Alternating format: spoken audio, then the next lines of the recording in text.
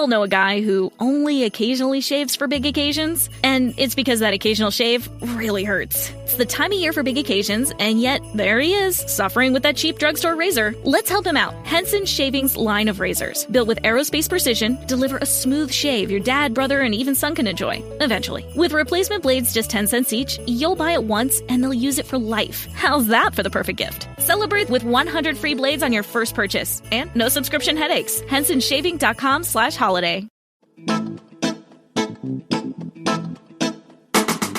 Hello and welcome to History for Weirdos. We're your hosts, Andrew and Stephanie. And each week, we're going to take you on a journey into the strange, obscure, and relentlessly entertaining corners of human history. Now listen up, friends, because it's about to get weird.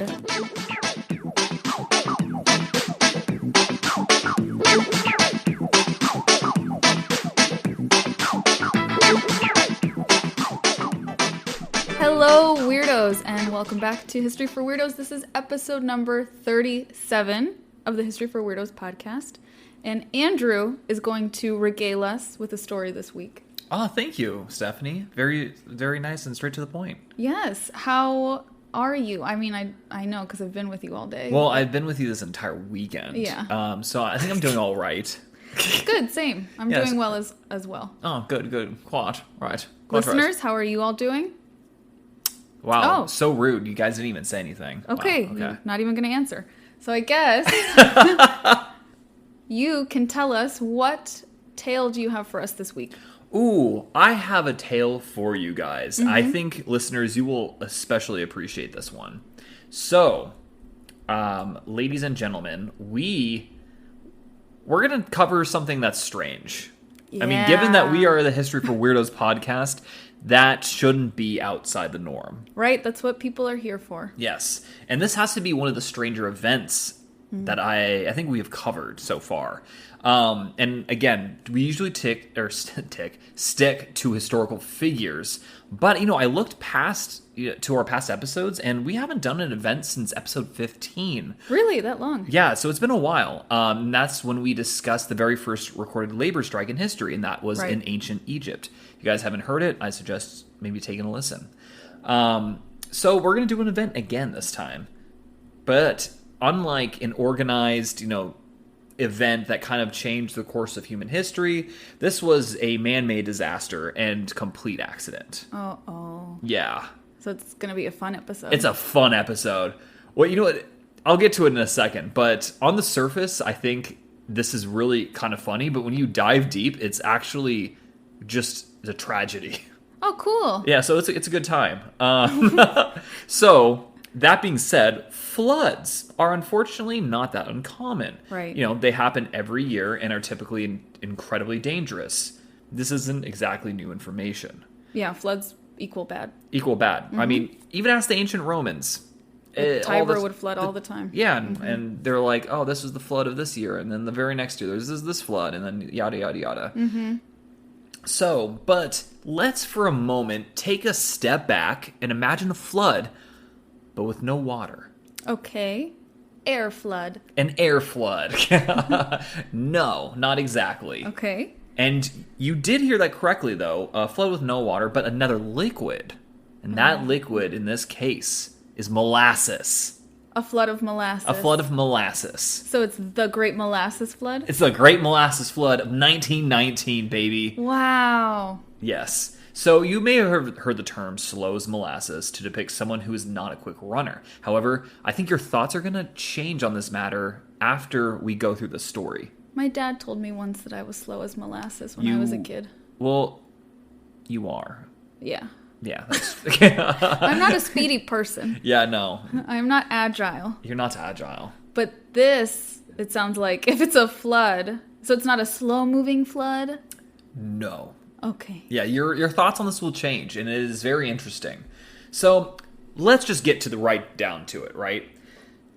We're setting the scene. It's Boston, Massachusetts, January of 1919. So it's cold. It's cold, yeah, of course. The First World War is finally over. Yay! I literally put in my notes, hooray. Hooray! Because I knew you were going to say that. So no one knows that a second, even worse war is on its way, and that the stock market's going to be just crashing in about 10 years. So life is all right, I suppose. Despite there being the Spanish influenza at this time. Oh, right. Right after the war, they had the Spanish flu. Yeah. Mm-hmm. So it's like kind of good times, but, It's a slight reprieve from the hardship that everyone was experiencing. I mean, yeah, at the time, they called the First World War the Great War. So it was like the most devastating war in the history of humanity up until this point. Mm-hmm. So yeah, kind of a good time, I guess, now that the war's over. At least for Americans. Yeah. Mm-hmm.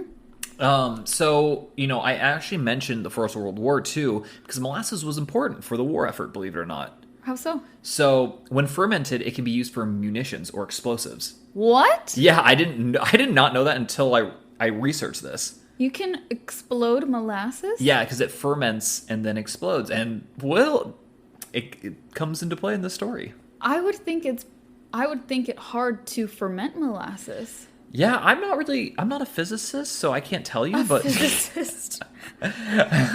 Physicists listening to this. Yeah, let us or know. Chemists. Oh my. See, that's how little I know about like those like sciences. Yeah, I was not very good at science in school. Yeah, or food. Yeah. Chemists even? Food chemists. Yeah, there we go. Yeah. Yeah. But obviously when not fermented, it's just a sweet, sugary liquid. Mm-hmm. Maybe saying sugary is a little redundant, but very sweet. So moving to the narrative of the war, molasses production was very hastily increased to meet current demand, especially early on in the middle of the war. Mm-hmm. Therefore, corners were most likely cut in terms of safety, you can assume and speculate to. Right. And, of course, this will not have any negative consequences whatsoever, right? I'm sure it does, because we're talking about a tragedy. You prefaced it with that. That's true. Well, at 529 Commercial Street in the North End neighborhood of Boston, there stood a molasses production plant. Okay. And at this plant, there was a tank that had been leaking molasses for years by this point. And no one noticed? Oh, they noticed. Oh. In fact, neighborhood kids would run up to the leak and actually collect the liquid to drink in like little mugs. Oh, that's so little cute. Cups. Yeah. And I mean, it's sugar, so no wonder the kids liked it. Of course. Yeah. They probably were addicted to the yeah, molasses it was leak. like literally addicting. This was a massive tank, mind you. So it was like 50 feet high, 90 feet wide, and could hold up to 2.3 million gallons. That's a lot of molasses. That's a lot of molasses. And I think for our folks that don't use the U.S., gallon system, water, fluid ounce system, whatever, I think I read that that's like 6.7 million liters. That sounds like a lot. It's a lot of I would liquid. guess that's right. That's exactly what I was thinking. Yeah, you think so? Mm-hmm. Yeah, okay. So this, and to your point, this leak was brought to the attention of senior management of the Purity Distilling Company, which was a subsidiary of the United States Industrial Alcohol Company. Oh. And what did they do you think, to fix this problem? They got like a big Band-Aid and put it on the side. No, that would actually have been even more work than what they did, because what they did was nothing. They did nothing? They did absolutely nothing. Because, to them, it was like, a little bit is leaking out. Yeah, they're like, it's not even worth the cost to fix, because, what's leaking out must not be worth a whole lot. That's weird. You would think you wouldn't want your product leaking out into the street, though. Yeah, it's just that I don't think, again, I think it was so little that they thought that, the juice wasn't worth the squeeze to them. Okay. It literally would cost more to fix it than, the value of the product that they were losing. Okay. So it's just a pure numbers to them. Mm-hmm. And that's what I'm assuming, just as someone who used to work in corporate finance and works in strategy now. You think that's what they were thinking? That's what I was thinking, yeah. In my notes, I put big oof. Big oof. Big oof, because that is literally, it was a big oof on their part. So now let's just get right into it. Mm-hmm. It's the morning of January 15th, 1919. The temperature had risen to above 40 degrees Fahrenheit, or 4 degrees Celsius for our folks who don't know Fahrenheit. Excuse me. And this was just from when it was freezing just days before. Literally the day before and a couple days before. It was freezing, and then it shot up to, above 40 degrees, which is now not freezing. So cold, but not freezing. And I know what happens to containers when it gets warmer. Yeah, and not only that, it was also, the tank was just filled with warm molasses from the day before. Oh, so you had no. that, you had the leak, you had now, and also now the temperature rising. It was a perfect storm. Structural weakness in the tank and the thermal expansion of the molasses. Right. There's a literal leak. There's a crack in the tank. And then phalanges. This is not going to be good. Phalanges is not going to be good. 12:30 p.m. Witnesses described what they had heard as loud popping noises that sounded like a machine gun. Oh my God. And what they think was that was like the rivets being like kind of like popping out. Yeah, popping out. Oh my God, like a cartoon. Like a cartoon almost, yeah. And additionally, they heard what was described as a loud roar accompanied by what felt like an earthquake. Oh no. So what happens next is shocking. Uh-huh. A 25 to 30 foot high wave of molasses going at a top speed of around 35 miles per hour. This is molasses. And again, oh my God. And remember when I told you slow as molasses? That gives you kind of a new sense to that term. That's definitely not what my dad meant when he said I was slow as molasses. No, because this molasses at 35 miles per hour is faster than Usain Bolt. And I would not describe Usain Bolt as slow as molasses. That's nuts. And such a large wave. Yeah, 25 to 30 feet high. Also, it was about 160 feet wide as well. Oh my God. So it could wipe out like a block. Yeah, I mean, it's crazy. Like, to think of basically like a wall of sugar coming right at you. Yeah. Fast. Fast. Yeah, not like a kind of like slow moving like lava that you see. Yes, that's how I pictured it when you said molasses flood. That's exactly what I pictured was like lava kind of like inching, going inch by inch really slowly, not like a tidal wave. It was literally like a tidal wave. Oh my God. So people, quote, were picked up by a rush of air and hurled many feet, end quote, according to the Boston Globe. Mm-hmm. Others had debris hurled at them due to the force of the flood. One truck, get this, was even tossed into the Boston Harbor. And this is all just to give you a little bit of an example of how intense this kind of tidal wave, flood, whatever you want to call it, was. Oh my God. Yeah, so it was intense. At least 150 people were injured, by the way, with this. And 21 people sadly died, including 2 10-year-old children. So, oh my God, 21 people? 21 people died. Even a few horses died as well. Oh my God. What a tragedy to befall this community. I know. Like you said at the beginning, like it was probably just like a funny quirk, like, exactly. Oh, there's like a leak in the molasses tank and the kids go and drink it, and then it turns into this catastrophe. Like, catastrophe is the best way to explain it. That is so sad. And, again, this is like molasses that we're talking about here, so this isn't water, right? If it was just water, it's done. But there's a lot of damage that happened after the fact, right? I didn't even think of that. So immediately you have this massive like wave, it crashes, and I'm assuming within like 2 minutes it essentially just becomes like very viscous. Yeah. And as it cools, right? And so now it's like it is that slow moving, right? Lava like liquid, I suppose. Yeah. But it's really dense, and you can get stuck in it. I was gonna say, I bet the people who were injured, unfortunately, and the people who passed away, maybe they were stuck inside molasses. That'd be a horrible way to die. Oh my God. I'm gonna read a first-hand account of what was published in the Smithsonian in 1983 from a survivor. Okay. Anthony DeStasio, walking homeward with his sisters from the Michelangelo School, was picked up by the wave and carried, tumbling on its crest almost as though he were surfing. Then he grounded, and the molasses rolled him like a pebble as the wave diminished. He heard his mother call his name and couldn't answer. His throat was so clogged with the smothering goo. He passed out, then opened his eyes to find 3 of his 4 sisters staring at him. We know that the 4th sister ended up dying. She was one of the 10-year-olds that died. So the 3 of the 4 and the one that wasn't there. Oh my God. Yeah. Also, how scary to anyone picturing like your mom's calling you and you probably open your mouth to answer, to yell help, or I'm here, and your throat is clogged with molasses. Yeah, and that's the thing with like water, you can just like kind of spit it out and like, Right. you know, like you cough it up. And it's still horrifying, right? But this is just worse because it's like viscous and it's just like caked in there. Like, could you perform CPR on someone who has molasses in their throat? Probably not. I think you'd have to like reach in, like have them Scoop gag some and out. like Yeah. throw up or Throwing something. up is probably, because of the acidity of the vomit, would probably Right. be the best thing. Yeah, exactly. Oh, Wow. but people, horses, even dogs were all recorded as having coughing fits for the next few days. I'm sure. As, you know, obviously this settled down. And in the aftermath, it took the Boston Police Department, the Red Cross, the Army, and the Navy to help clean the mess up.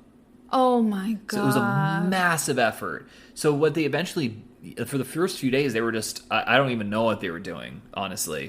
But it wasn't, whatever it wasn't very helpful. So they ended up doing, after a few days, is using salt water from the harbor to kind of just like spray and disperse the molasses. It washed into the harbor, and for the next like 6 months, the harbor was like brown from the molasses. Oh god. I know. And what's incredible is for the rest of the year, like people tracked the stuff everywhere. It went everywhere, from like public places like the subway to restaurants to just meeting places in public, right? Their like life park was benches, caked in molasses. yeah, even homes, private homes, Right.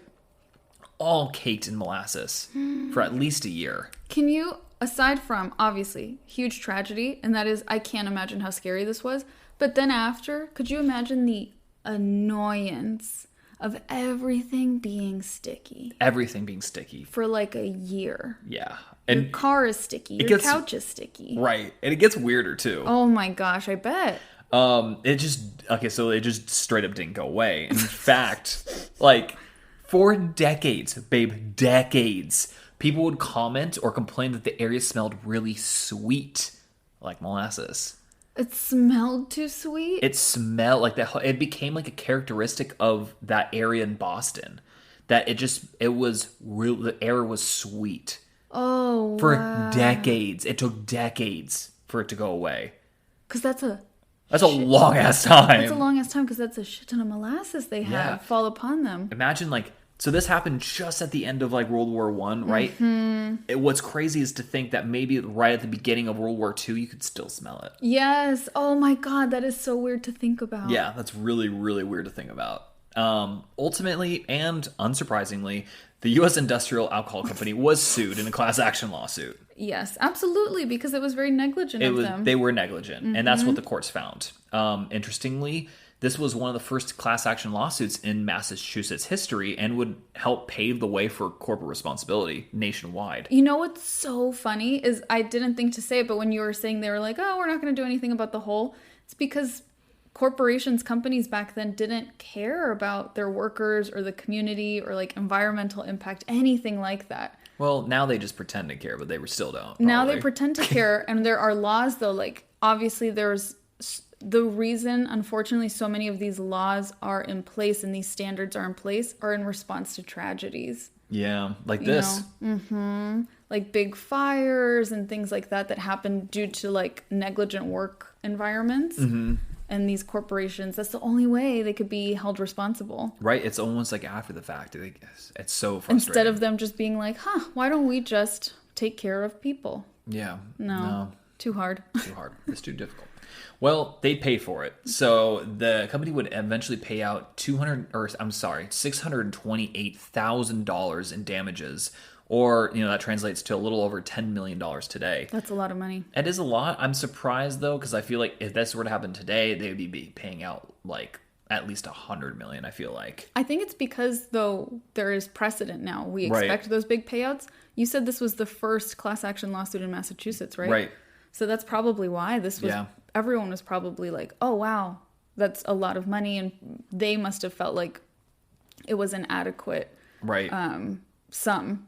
Exactly. Obviously, not adequate sum to ever replace the damages of the lives lost and things like that. But I'm sure the families felt the impact of the money they got. No, absolutely. And in fact, it's funny you mentioned that. Like, we know also that each family of each person killed received $7,000 each, or, in today's, that's a little over $100,000 in today's money, probably closer maybe to like 110 or 115 possibly.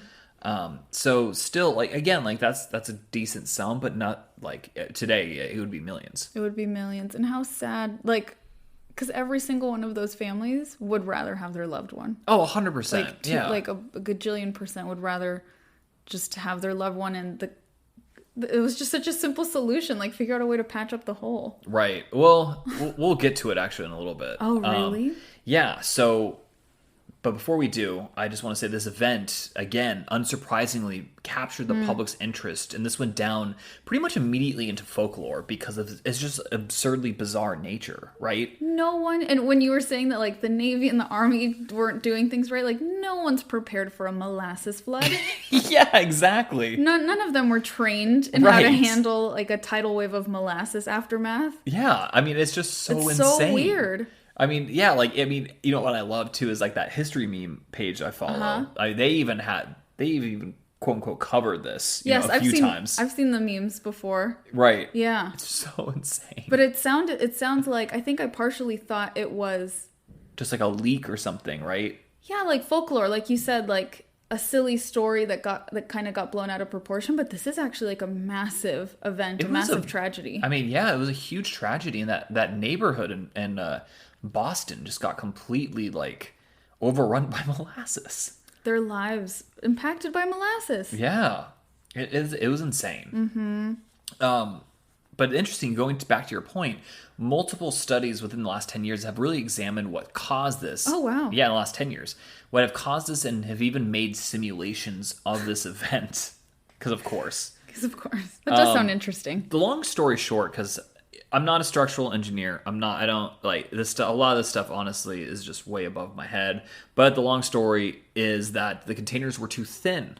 Like, the metal was too thin. It should have been a lot thicker to contain the molasses, and obviously the holes certainly didn't help. So there were structural like weaknesses that were outside of like just the holes themselves. Yeah, you couldn't have just patched the hole. They needed to reinforce the whole container. Exactly, which I don't think they knew at the time. So this was like stuff that we have figured out since. Right. I mean, they're, like you said, they're last 10 years. Yeah, exactly. They're really looking at it. Also, there was apparently a lack of manganese, so a metallic alloy, which apparently contributed to the structural weakness. Again, what the heck? Not an engineer. I know. The fact that some people are smart enough to know those things. I know, and I'm just like, yeah. That's amazing. Literally put, sorry, I'm not a structural engineer, so I can't talk about that more. No questions, please. Yeah. Please don't ask us any questions Don't about ask us questions. I can't answer them.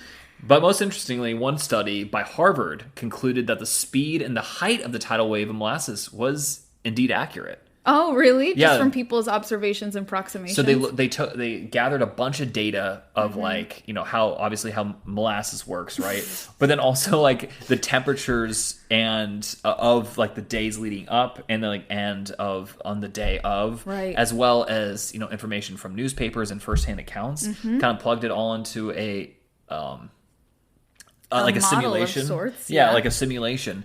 And they ran it, and true enough, like, that's what happened. Like, that's so crazy. I also pictured someone working on an Excel sheet that's just titled like how molasses works. Data on how molasses works. Riveting.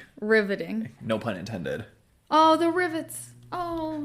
So dark, baby. No, but I think what they ended up doing is they had like a model like portion built like of the city, and they like let molasses kind of like run through, and it matched up to like the descriptions of like what actually happened, but on a miniature scale. That sounds exactly like something they would have done in Bones. Yes, it definitely, like the TV show Bones. The TV show Bones, where Hodgins like conducts experiments to see, like how someone was murdered or whatever. I feel like they would have done this. I think so. I think they would have, yeah.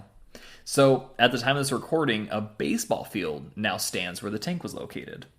Very Boston, I feel like. They do like baseball. So yeah, that whole area was turned into like kind of like a recreational park. Okay. And it's actually quite pretty. I looked on it in Google Maps.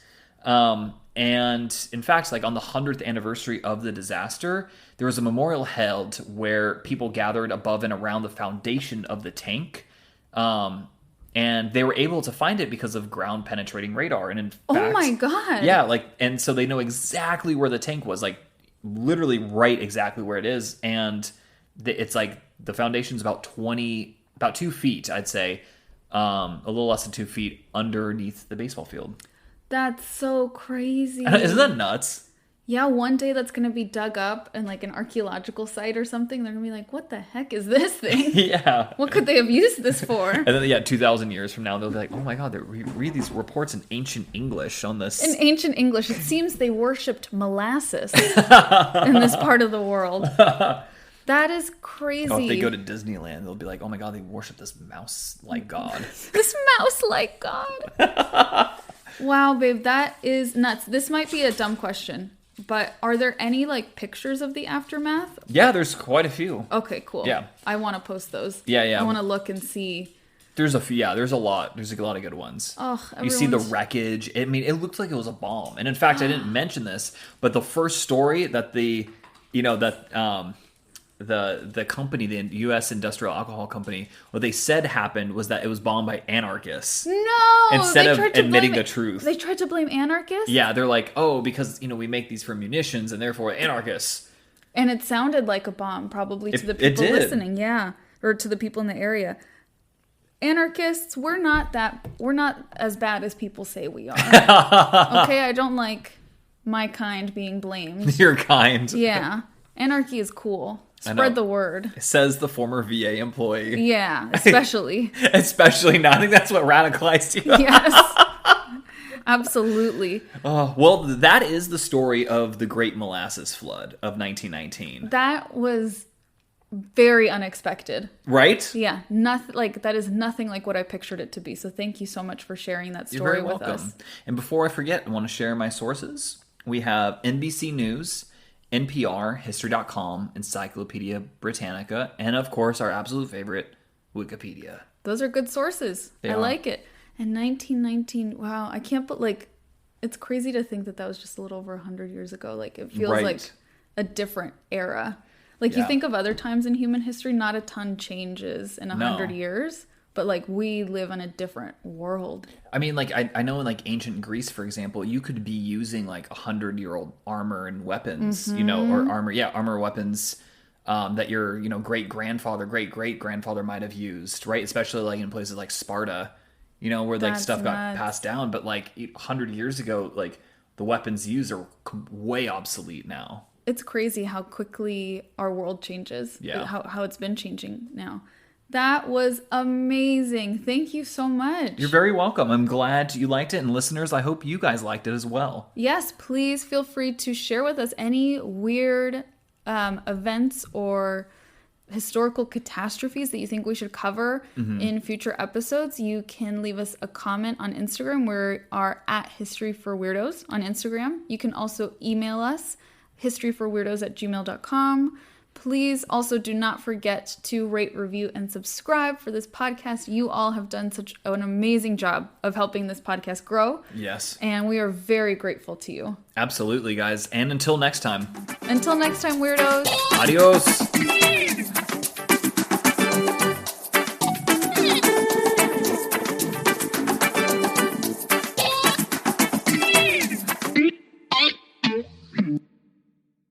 We all know a guy who only occasionally shaves for big occasions, and it's because that occasional shave really hurts. It's the time of year for big occasions, and yet there he is, suffering with that cheap drugstore razor. Let's help him out. Henson Shaving's line of razors, built with aerospace precision, deliver a smooth shave your dad, brother, and even son can enjoy, eventually. With replacement blades just 10 cents each, you'll buy it once, and they'll use it for life. How's that for the perfect gift? Celebrate with 100 free blades on your first purchase, and no subscription headaches. HensonShaving.com/holiday. Discover unbeatable deals and convenience at your neighborhood family fare supermarkets. Score exclusive deals, earn rewards, join clubs, and clip digital coupons for extra savings all in one place. Our exclusive offers bring savings straight to your card. Explore a wide range of local products that support your community. With easy pickup and delivery options, saving time and grocery shopping has never been easier. Family Fare is all about making your grocery experience easy and affordable at your one-stop shop for all your grocery needs. Family Fare in your neighborhood.